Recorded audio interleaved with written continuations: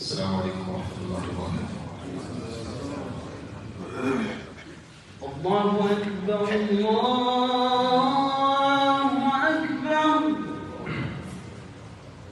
الله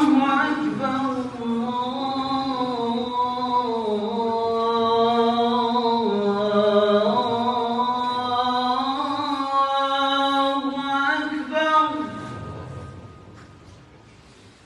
أشهد أن لا إله إلا الله أشهد أن لا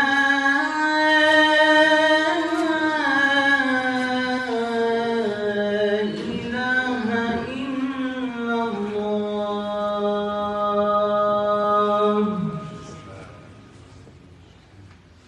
أشهد أن محمدًا رسول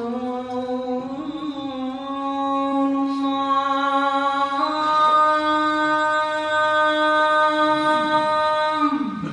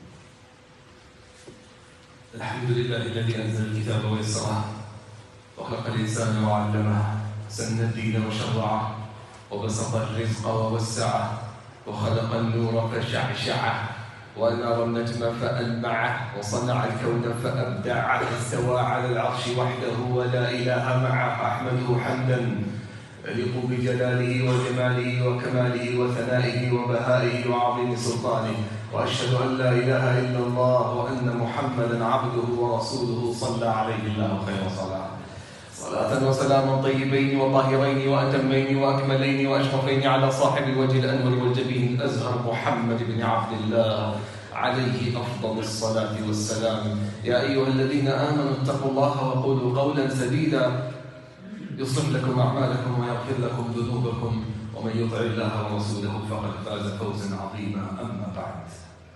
Anas ibn Malik radiyallahu anhu narrates a story that I believe most of you here, if not all of you, know the very small details of this story, but we repeat it to remind وَذَكِّرْ فَإِنَّ الذِّكْرَى تَنْفَعُ الْمُؤْمِنِينَ. As Prophet Muhammad sallallahu alayhi wa sallam goes to the market of Medina, دخل رسول الله صلى الله عليه وسلم على سوق المدينة فوجد فيها زاهر بن عبد الله. And once you hear the name Zahir, your mind will go to the same exact story that we all know about Zahir, the black, ugly man in al-Medina. That's how Anas ibn Malik described him. كان أسودا دميما. No one would give him the attention of al-Medina. Prophet Muhammad sallallahu alayhi wa sallam saw him and he was turning his back. He didn't see Prophet Muhammad sallallahu alayhi wa sallam, but Prophet Muhammad sallallahu alayhi wa sallam saw him. Brothers and sisters, please move forward so the brothers won't be stuck out there in the freezing cold weather. Please move forward.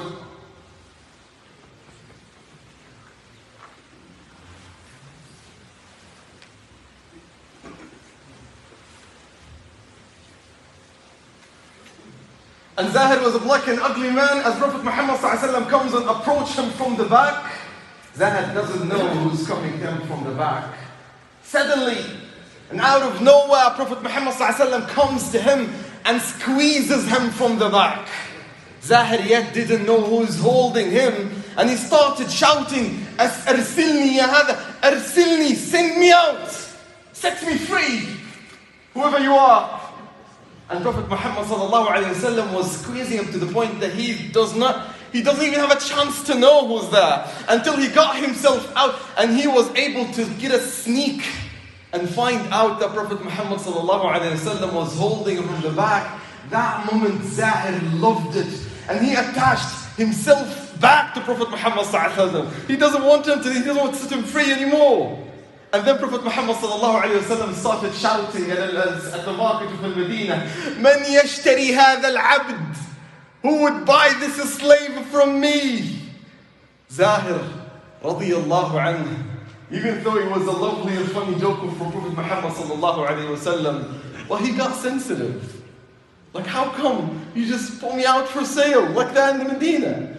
And then Zahir said to Prophet Muhammad ﷺ, "Ya Rasulullah, أتجدني كاسدا?"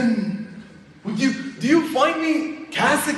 Kasid is the too cheap item that you don't want to buy and you cannot even sell. It's too expired. And Zahir is asking Prophet Muhammad ﷺ, "Do you find me that cheap that you want to sell me?" And then Prophet Muhammad ﷺ gave him the line that I would like to leave us today with. أنت لست عند الله بكاسد. If you think we look at you too cheap, to Allah subhanahu wa ta'ala you're not cheap. أنت عند الله غال. You are so precious and valuable to Allah subhanahu wa ta'ala. End of the story. Last speech, we have spoken and shared how Prophet Muhammad ﷺ, the moment he entered Al-Medina, the first thing he did is to build the infrastructure and the ground of values and Muslim identity in Medina. That was the first concern that he has. But yet, that wasn't solving the whole dilemma and the whole problem. Yet, as Muslims are holding to one identity, still they're attached to an old identity. They are attached to the days of Jahiliyyah. And in the days of Jahiliyyah, this is where they find their own respect. And you can only gain respect in Jahiliyyah with one of two things. Either your sword or your pocket, your wealth. And if you don't have those two, you are too cheap. Then no one will buy you and no one will sell you. That's how Zahir used to think. That's how Zahir used to feel when Prophet Muhammad ﷺ pointed to him as a kasid, as someone is to be sold. And Prophet Muhammad ﷺ wanted to cut that rope off. Never find your respect from people. Not even from myself as a messenger and a prophet. You should never find your respect from your own community, or from the days of Jahiliyyah, or from your nation, or even from the people at your masjid. But instead, it's how you look like in front of the eyes of Allah subhanahu wa ta'ala. No matter how the whole world judges you, it values nothing and no one cares, as long as Allah subhanahu wa ta'ala sees you as precious, as valued. This is a very crucial matter that comes today, as we come to see Muslims are holding the identity. Yes, they do, some of them, as this is still an ongoing issue. But the moment they go out, especially the minority Muslims who live in the Western world, they're still attached and finding their own esteem and their own respect from other friends and other communities and other nations and other cultures.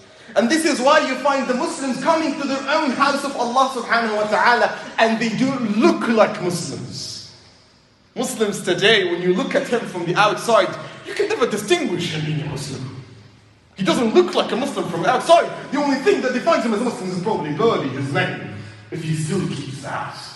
But he doesn't have it. Not even at the masjid.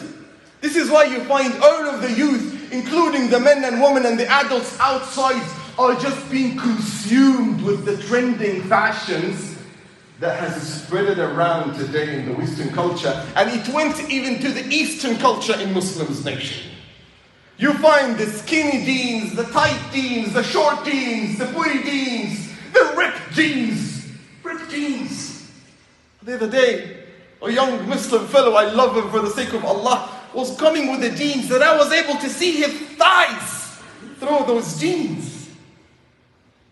And the reason they do that and wear that and form themselves with that is because if they didn't follow those styles and fashions, they would be looked upon down by their own friends at the school, by their fellows and their co-workers at work, by the people outside. They won't give you this respect that you're seeking for. So you have to follow that trend. The hairstyles that we have to. The bun mans, like samurai fighters and wrestlers, that's spreading today. The fading, where you shave the whole head and leave just one spot on that. Where did that come from? And why the Muslims are just going with that trend? أسماء سميتموها أنتم وآباؤكم ما أنزل الله بها من سلطان. The way a Muslim dresses, even to the masjid, not just outside. Maybe outside there is some pressure of eyes around him, but even at the masjid. You know, the highest request that we receive as imams for lectures and reminders is the ethics of the masajids. And may Allah forgive us and forgive me personally. We underestimate that topic and we focus more on the aqidah and la ilaha illallah, and we ignore that topic of etiquette of the masajid. And many brothers come to me personally and tell us, Shaykh, please speak about the ethics of the masajid. Specifically in Ramadan, I just prayed my whole prayer next to a person who smells like onion. And my whole prayer was wasted. Now we as imams, we're chilling, having our time in the front, we're not smelling nothing, so we underestimate that issue. But when an imam comes back and prays as a ma'moom, he feels the pain of praying next to someone who smells like garlic or onion. This is why Prophet Muhammad ﷺ gave no second options. If you ate those two, stay home. No, don't brush your teeth, don't use miswak, stay home. من أكل ثوما أو بصلا فليعتزل مسجدنا هذا. And when Prophet Muhammad ﷺ smelled it from a Sahabi, أمره إلى البقيع. Go and pray at al-Baqi'. Next to al-Baqi'. Don't pray here among us. That's harming. You don't just harm human beings, you harm the angels of the masajid. Now Allah subhanahu, this is why it's recommended for an imam to go back as a ma'moom from time to time to feel the pain of al-musallin. 2 Fridays ago, Allah subhanahu wa ta'ala has allowed me to pray as a ma'moom when we had a guest speaker here as an imam that I love for the sake of Allah, and I love listening to him. So I was praying right there in the back. This is a Southwest Masjid story. This is not a Banana Republic story, not 2 century stories, not Sahaba story, a South Masjid story. I was breaking right there in the back. The Imam finishes his khutbah, he starts praying. We start praying after him. He makes a ruku', we make a ruku' after him. He raises from the ruku', we raise a ruku' from the ruku' after him, except a man who was praying in front of me. He was about 5 to 7 seconds late. Probably he was making extra tasbih in his ruku', and I wish that he didn't. Because I had to see things that I'm not supposed to see. And the brothers next to me, 5 or 4 brothers, I believe they have seen the same thing that I've seen. It wasn't just partially hidden, it was very obvious with the trending jeans and pants that he was wearing. And then after sujood, we had to see the same thing and exposed private areas that was exposed. And in the second rak'ah, we saw the same thing. And in the second rak'ah after sujood, we saw the same thing. I spent my whole prayer just trying to lower my gaze. At a masjid, we only have to focus on asking Allah forgiveness. My whole prayer was just consumed in forcing my eyes down. Just because the brother in front of me had to wear falling pants. And believe it or not, that's a trending fashion. We come to a time where you have to lower your pants a little bit. Expose some of your underwear and some of your private parts to just look modern and civilized.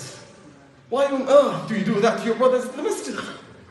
It's so embarrassing to speak about it, but it comes to a point that is so painful and it cannot be hidden anymore. Why would you expose things that neither myself or the brothers in the masjid has to see? Only your wife at your house shall see. And brothers, this khutbah is not about the falling jeans and the falling pants, absolutely not. But when you go one step closer, one step inside those people's life, and it's not just 1 or 2 persons, you will find at every masjid 20, plenty of those people. Most of those people, I'm not stereotyping here, saying the majority of those people. When you go one step to the life, you will find many things have fallen, not just the pants, not just the jeans. You will find their values have already fallen. Some of their deen has fallen. Their salah has fallen. And their lives and their families and wives and children have already fallen. And the last thing that fell was his pants that exposed his awrah. I see some brothers smiling and laughing here, but wallahi, it's a painful scene. How we changed our own conditioning outlooking just to fit a culture. We expose your own awrah just to look similar to a culture, just to gain the respect that you're seeing. Just to be valuable in the eyes of someone else outside. And I'm not speaking here just on individual level, even on a nation and ummah level. All the Muslim countries now, when you look at them, you cannot distinguish a Muslim country and point out to it as Muslims. All of Muslim countries today are racing, competing to get the flag of freedom from Western countries, just to be looked upon as modern and civilized. To the point that concerts and parties are taking place next to the house of Prophet Muhammad sallallahu alaihi wasallam. This is how we are today. We found ourselves Kafirs. We had the mindset of Zahir before Prophet Muhammad sallallahu alaihi wasallam gave him the lesson. Please, brothers, come forward. Muslim countries today are competing just to get the flag of freedom and the Nobel Prize from European countries. Countries that just came out of dark ages. Just came out of dark ages years ago, are lecturing us about freedom. About freedom of opinion, freedom of gender, freedom of speech. Countries that killed 90 million souls in the last 2 world wars are lecturing us about human rights. Countries where 1 out of every 6 women are sexually raped, either verbally or physically, between the age of 19 and 25, according to the United Nations, are lecturing us about women's rights. Countries that condemned the invasion of Russia of Ukraine, and they stood silent and passive in front of the invasion of Iraq, and the invasion of Afghanistan, and the invasion of Shishan, and the invasion of Palestine. They're lecturing us the right from the wrong. Brothers and sisters, I'm afraid to say, we're seeking respect from the wrong source. We are seeking respect from the wrong source. That is the final line of the message that each one has to put in his head before leaving this masjid. The respect that you're seeking has to be upward to Allah subhanahu wa ta'ala, not from nations and communities and people out there who value nothing if Allah valued you nothing. We have to step up for that. We have to change the mindset that we have to Anta indallahi ghalin. We have to pull up our pants. Pull up your pants, brothers and sisters. And have this mind in your head, have this line sat in the head. Anta indallahi ghalin. Because Allah has been questioning our attitude since a long time when He said, أَيَبْتَغُونَ عِنْدَهُمُ الْعِزَّةِ. Are they seeking honor and respect from those countries? From those people? Guess what? فَإِنَّ الْعِزَّةَ لِلَّهِ جَمِيعًا. فَإِنَّ الْعِزَّةَ لِلَّهِ جَمِيعًا. فَإِنَّ الْعِزَّةَ لِلَّهِ جَمِيعًا. قد قلت ما قلت وما كان من خطأ فمني ومن الشيطان وما كان من صواب فمن الله وحده واستغفر الله فاستغفروه وتوبوا إليه إنه هو الغفور الرحيم.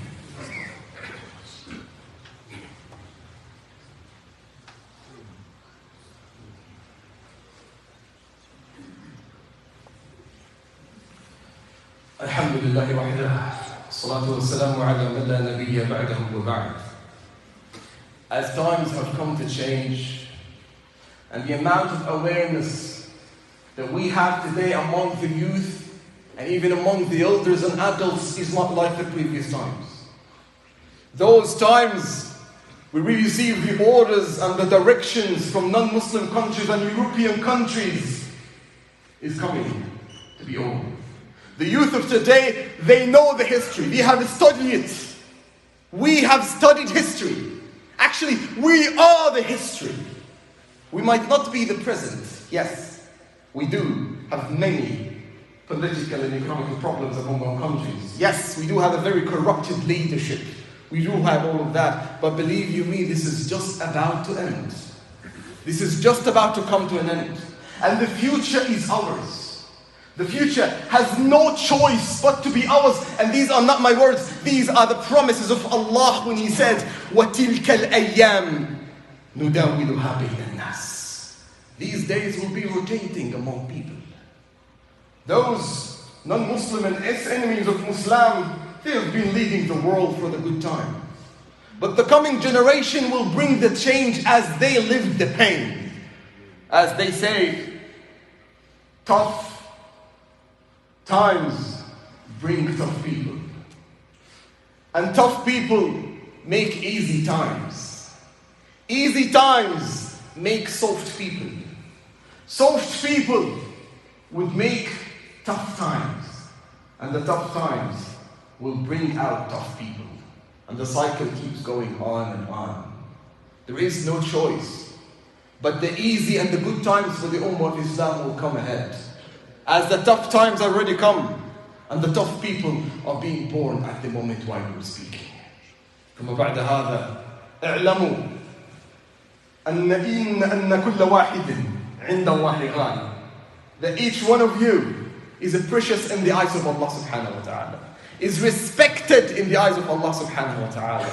So seek respect from no one but himself.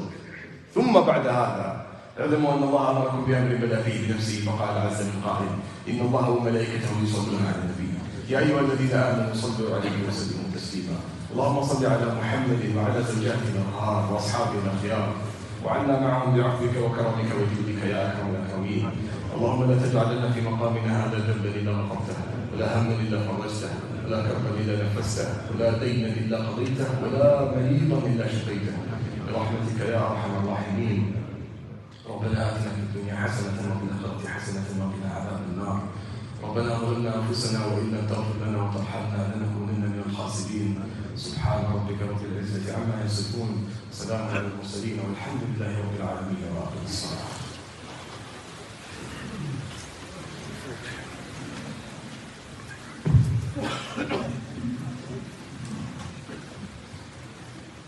الله أكبر الله أكبر أشهد أن لا إله إلا الله أشهد أن محمدا رسول الله حي على الصلاة حي على الفلاح قد قامت الصلاة قد قامت الصلاة الله أكبر الله أكبر لا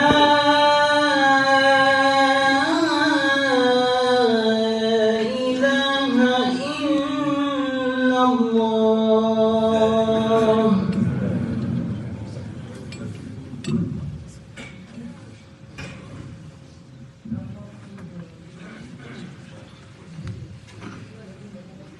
استووا واستقيموا واعتدلوا واتموا الصف الاول في الاول واعلموا ان اخوانا لكم على الابواب ينتظرون فافسحوا لهم يفسح الله لكم.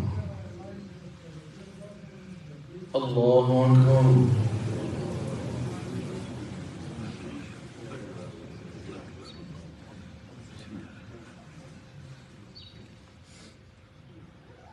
الحمد لله رب العالمين الرحمن الرحيم مالك يوم الدين إياك نعبد وإياك نستعين اهدنا الصراط المستقيم صراط الذين أنعمت عليهم غير المغضوب عليهم ولا الضالين.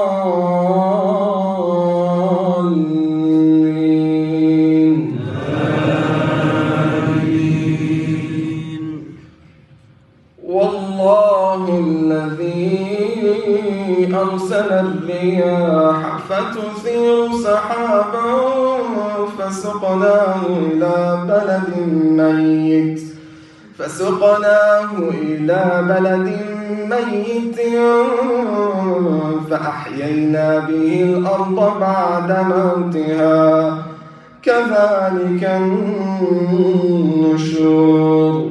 من كان يريد العزة فلله العزة جميعا من كان يريد العزة فلله العزة جميعا إليه يصعد الكلم الطيب والعمل الصالح يرفعه والذين يمكرون السيئات لهم عذاب شديد ومكر أولئك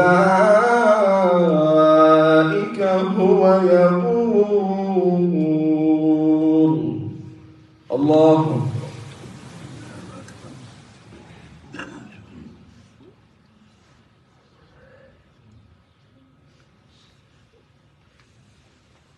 سمع الله لمن حمده.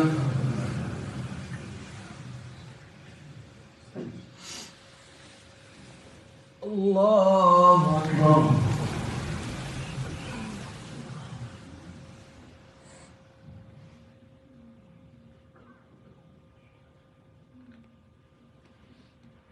الله أكبر.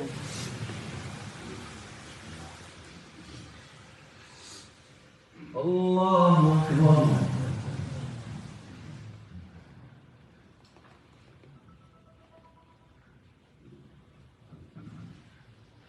الله أكبر.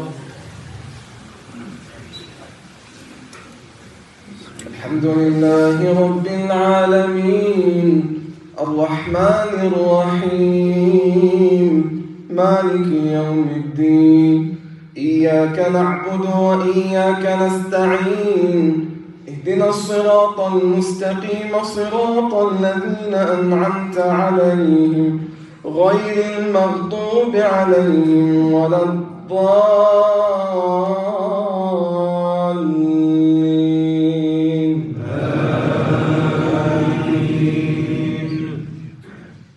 قل هو الله أحد الله الصمد لم يلد ولم يولد ولم يكن له كفوا أحد. الله.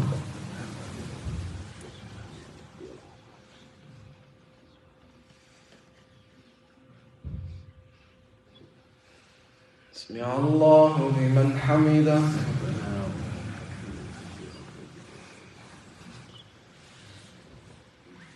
الله أكبر.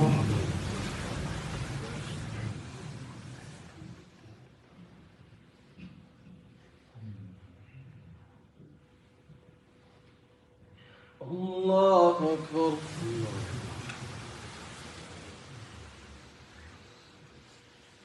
الله أكبر.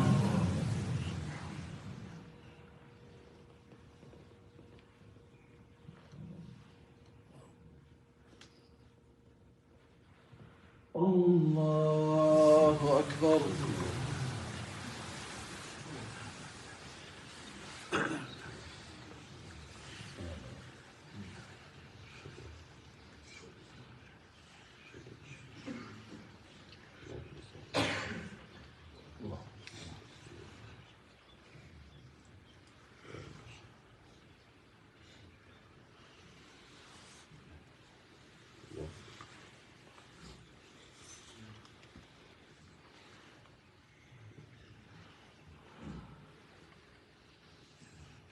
السلام عليكم ورحمة الله.